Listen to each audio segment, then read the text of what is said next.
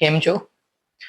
આજે કેટલા ટાઈમ પછી એક વિડીયો બનાવું છું. જનરલી આજે આજે જ આપણે જે વિડીયોમાં જોશી એ બધાની મોસ્ટલી કમ્પ્લેન છે જ કે ગોઠણનો દુખાવો, ની પેન.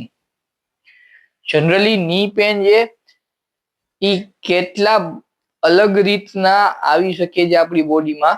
જનરલી ફર્સ્ટ આપણે જોઈએ ને તો મસ્ક્યુલર પ્રોબ્લેમ હોય, પોસ્ચરલ પ્રોબ્લેમ હોય અને વિયરિંગ ટીયરિંગ હોય, ઓબેસિટી હોય, હોર્મોનલ ઇનબેલેન્સ હોય, બોડીમાં વિટામિન્સ કે મિનરલ્સની ડેફિશિયન્સી હોય.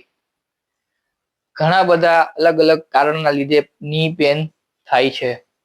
જનરલી જોવા જઈએ ને તો બધા એમ કેતા હોય કે વાહ વાહ ઘસારો થયો છે. જનરલી ઘસારો છે ને એ એમને એમ સ્ટાર્ટ નથી થતો. એનું રીઝન હું પર્સનલી એવું માનું છું કે જનરલી જે આપણા ક્વાડ્રિસેપ મસલ્સ જે છે ગોઠણના ઉપરના સ્નાયુઓ, એનું વીક પડવું અને પાછળના સ્નાયુઓ થાઈના hamstring group of muscles, hamstring muscles, એનું એક પ્રકારે ટાઈટનેસમાં જવું અથવા તો સ્ટ્રોંગ થઈ જવું.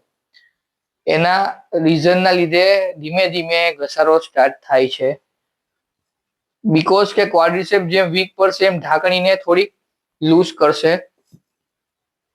એટલે કે જે નીનું જે સ્ટેબિલિટી પોર્શન જે છે એ ડ્રોપ આઉટ થશે થોડુંક અને ધીમે ધીમે ક્યાંક ને ક્યાંક ધીરે ધીરે ઘસારો તમને સ્ટાર્ટ થાય છે.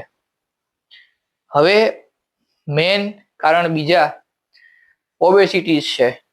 ઓબેસિટીમાં એવું કે જરૂરી નથી કે આજના ટાઈમની અંદર કે ભાઈ લોકો જે 50+ થયા તો જ ઘસારો થયો, એવું નથી હોતું. જનરલી ઓસ્ટિયો આર્થરાઇટિસ ઓએ એમ કહેવાય કે જનરલી ઓલ્ડ એજમાં થાય, પણ હવે એવું નથી.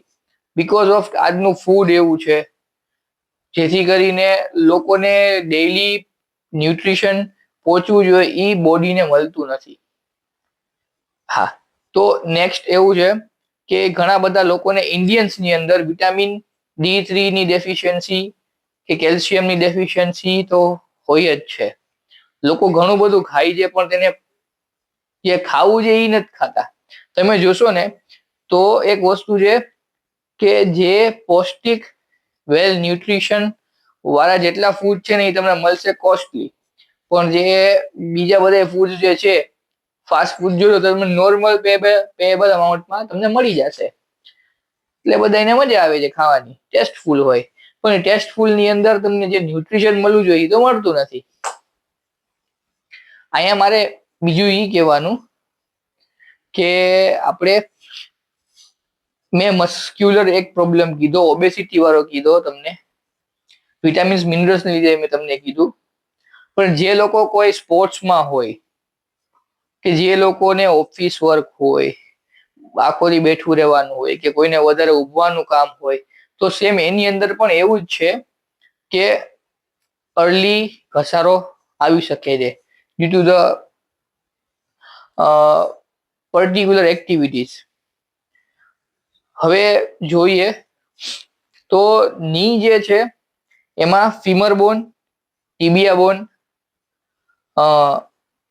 ને પટેલા એનો મેઇન રોલ આવી ગયો. અને ટીબિયાની સાથે એક નાનું બીજું બોન જોડાયેલું હોય ફિબ્યુલા. આની વચ્ચે ક્યાંક ને ક્યાંક ઘસારો હોય છે. હવે ની પેન ઉપર આવીએ તો ની પેનની અંદર જે આપણી ગોઠણનો પાછળનો ભાગ જે છે એને પોપ્લિટિયલ ફોસા કહેવાય. તો મોસ્ટલી એવું હોય છે કે તેની આજુબાજુ ઘણા લોકોને મસ્ક્યુલર સ્ટીફનેસ હોય છે, એના લીધે જ ગોઠણનો દુખાવો જોવા મળે છે સાથે સાથે. બીજું જોવા જઈએ તો પોસ્ચરલ પ્રોબ્લેમ.